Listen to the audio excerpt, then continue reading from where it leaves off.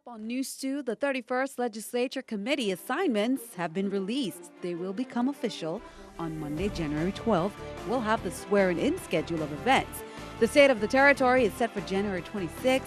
Meanwhile, more on plans for the new administration as residents anticipate what's in store. Plus, McDonald's kicks off an exciting program that involves Happy Meals, books, celebrities, storytelling, and more.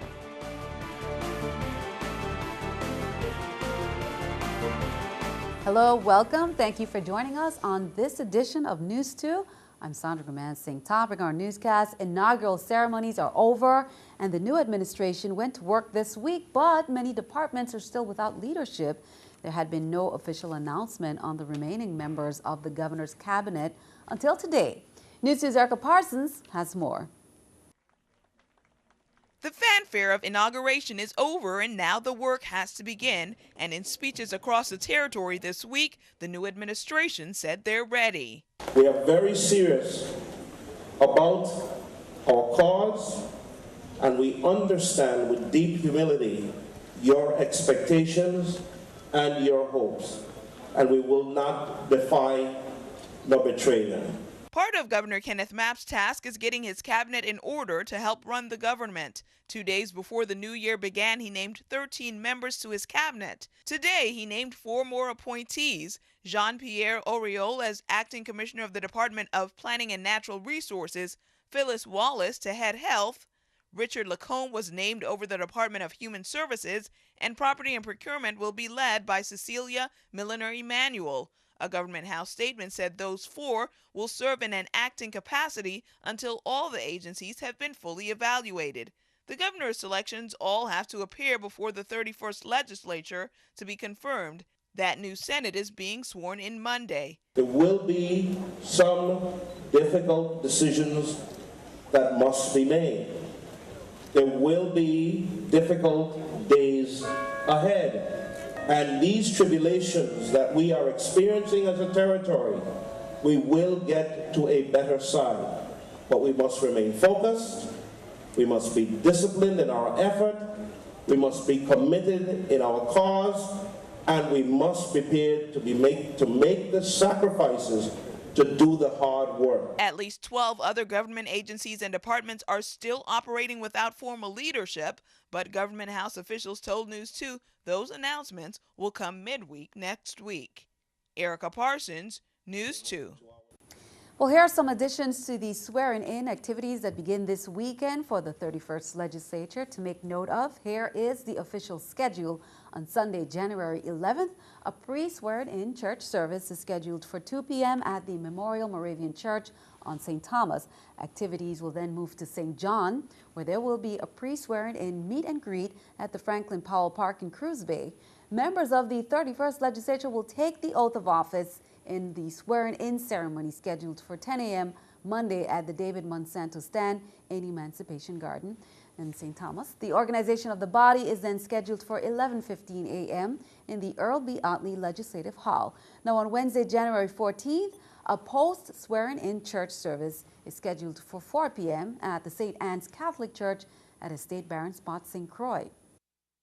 Senate President designee of the 31st Legislature, Senator-elect Neville James, has released the proposed committee assignments, which will become official on Monday, January 12th, during the organization of the 31st Legislature. Now, members of the majority bloc will include Senators-elect Marvin Blyden, Gene Ford, Novell Francis Jr., Justin Harrigan Sr., Kurt Ville, and incumbent Senators Kenneth Gittens, Clifford Graham, Myron Jackson, Neville James, and Samuel Sanes. Senators Terrence Nelson, Narita Rivera O'Reilly, and Tregenza Roach will serve in the non-majority bloc, with Senator-elect Almondo Rocky Liebert. Senator Jeanette Millen Young, who will be serving her 3rd term, will serve as the Vice President of the 31st Legislature, as well as Secretary for the Intergovernmental and Territorial Affairs. Senator Myron Jackson, in his 2nd term, will serve as Secretary and Liaison to the United States Department of Interior Office, Insular Affairs. Senator Samuel Sanes, who will be serving his 4th term, will serve as the Majority Leader and Liaison to the United States Congress. Senator Kenneth Gittens, serving his 2nd term, will serve as the liaison to the White House. And here are the committees. Committee on Education and Workforce Development Chair, Jean Ford, and then the Committee on Housing, Public Works and Waste Management Chair, Marvin Blyden. Committee on Culture, Historic Preservation, Youth and Recreation Chair, Myron Jackson. Committee on Rules and Judiciary, Kenneth Gittens. Committee on Finance Chair is Clifford Graham. Committee on the Energy and Environmental Protection Chair, Samuel Sanas. Committee on Economic Development, Agriculture and Planning Chair, Jeanette Milling-Young. Committee on Health, Hospital and Human Services Chair, Kurt Violet. Committee on Veterans Affairs Chair, Justin Harrigan. Committee on Homeland Security, Public Safety and Justice Chair, Novell Francis. And be sure to mark these important dates on your calendar. The State of the Territory is scheduled for Monday, January 26, 2015. Governor Kenneth Mapp will be delivering his State of the Territory address before a formal session of the 31st Legislature. During his first state address, he is expected to share plans in store and speak to the challenges the territory faces. Be sure to tune in to CBS TV2 at 7 p.m. We will air the address live at the Legislature. Also, President Obama's State of the Union address will be on January 20th, 2015. President Obama began a three-day, three-state trip to lay out new executive actions and legislative policy proposals as a preview to the address. Would you like some hands-on experience in Washington? Well, summer 2015 openings are announced in the Office of Insular Affairs for post-secondary level students to participate in an Insular Affairs internship program. The program is modeled closely after President Obama's Pathways program launched 4 years ago to improve recruiting efforts, offer clear paths to federal internships for students, and to provide meaningful training and career development opportunities for individuals who are at the beginning of their federal service. Student applicants who have completed 2 full years of post-high school study will learn about the workings of Washington, D.C. Those interested may apply online through usajobs.com. It opened on January 8th and closes on January 23rd, 2015. Well, turning our attention overseas, French security forces ended 2 hostage standoffs at almost the same time with a pair of coordinated assaults, one in Paris and the other north of the city. The brothers wanted for the massacre at a Paris newspaper office are dead. Marley Hall has the latest from New York. Gunfire and small explosions north of Paris ended a massive 2-day manhunt for the Kouachi brothers. Sharif and Saeed Kouachi died in a shootout with police. The men were wanted for gunning down 12 people in the Charlie Hebdo massacre.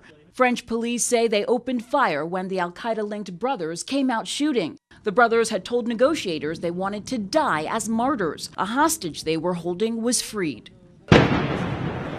At about the same time, police stormed a kosher grocery store in Paris, where a gunman was holding hostages. The suspect, Amadi Koulibaly, was killed.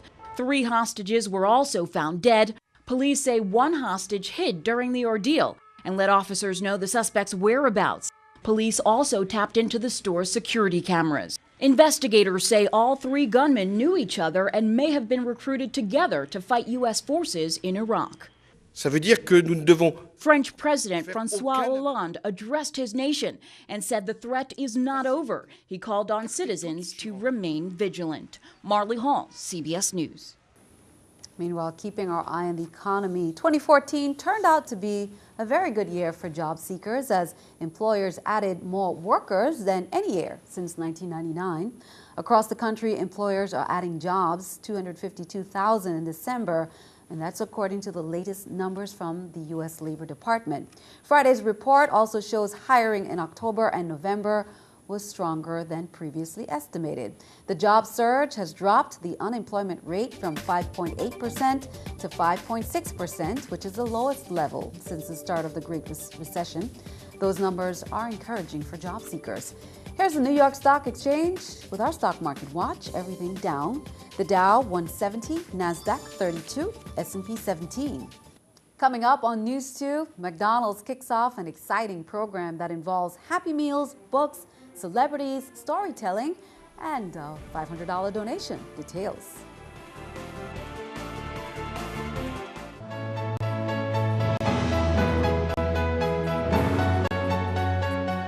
McDonald's kicked off a new initiative Friday designed to promote reading all month across the territory. Children would get one of 4 books when they order a Happy Meal. Juanita Gardine students were present for the launch and they all received books. McDonald's is partnering with the public library system to host readings throughout the month. McDonald's officials also presented library officials with a check for $500 before the students visited the bookmobile, which was also on hand. We're trying to promote literacy in general. We know the opportunities that can be missed out on in life due to not being able to read and not being able to make progress and be successful in life. And it's a wonderful opportunity for us to give back to the community. It's very important, especially for early development of children, to read, and for all of us to read. So this is an exciting program. Specifically, we are going to purchase local authors' children's books, and so we can make more programs throughout the public libraries. We'll be having local readers coming to read not only the books that we have, different books to students that come out. On St. Croix, we'll be having it next week Saturday. On St. Thomas, we have it tomorrow and next week Saturday as well. The Caribbean Advertising Federation, a local chapter of the American Advertising Federation, has announced that entries are being accepted for the 2015 American Advertising Awards, commonly known as the Addies. The competition is the advertising industry's largest and most representative competition, attracting over 40,000 entries every year in local AAF club competitions. The CAF competition rewards work created in the calendar year of 2014 from any Caribbean island, advertising agencies, designers, producers, copywriters, photographers, programmers, and all media professionals from traditional to social and online. They're all welcome to enter to test their creative executions against those from Caribbean and across the United States. It's conducted annually by the American Advertising Federation. The local ad club phase is the first of a 3-tier national competition. Entry in your local ad competition is the first step toward winning that national Addie. The USVI took home 13 awards in the 2014 competition, including the Best of Interactive, the highly prized award for Best Online Creative Work executed by Caribbean, won by MLB Creative. Entries from professionals and college students are being accepted until Friday, January 16th. For more information about CAF, you can contact Terry Brown at MLB. Health officials are urging residents to get the flu shot. There have been more than 20 flu-related deaths across the U.S. this season, and the department will be offering free flu shots this month. It's especially important to get the vaccine if you're an infant, a young child, elderly, pregnant women, or if you have underlying health issues. You may have heard that the vaccine is only providing some protection against this particular influenza A strain. It's about 50% protection, but it's very important that you still get the vaccine. And even if you've had the flu, you should still get the vaccine because the vaccine actually contains multiple different strains of protection. Well, tomorrow, many will be following their New Year's resolution to get fit. Zumba instructor Diane Harris will be at the Crown-Based Center on St. Thomas for the Zumba Exercise Program Glow Party and Health Fair. That's from 4 to 7 p.m. on Saturday, followed by the Zumba Glow Party. That's until 9 p.m. Healthy refreshments, free of charge for all. Zumba classes will be held every Tuesday from January 13th through May 5th from 6 p.m. to 7 p.m. at the Crown-Based Center. The program wraps up on Saturday, May 9th with a party featuring a live Latin band and a prize for someone to head to Santo Domingo. Be sure to stick around. Your News 2 AccuWeather forecast is coming up next.